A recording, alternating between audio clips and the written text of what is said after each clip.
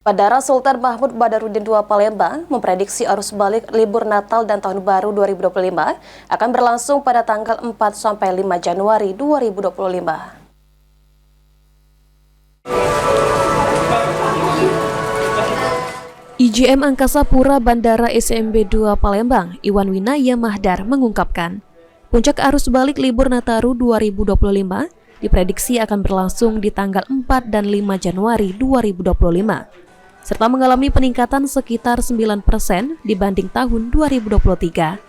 Namun demikian angka pergerakan penumpangnya berkisar antara 10.000 hingga 11.000 penumpang.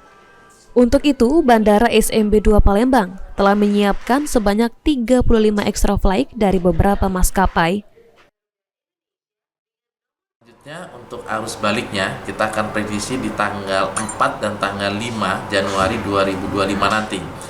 Adapun prognosa kami sama, kenaikan 9% dari sebelum 2023. Namun demikian untuk angkanya sekitar di angka 10.000 sampai dengan 11.000 pack movement.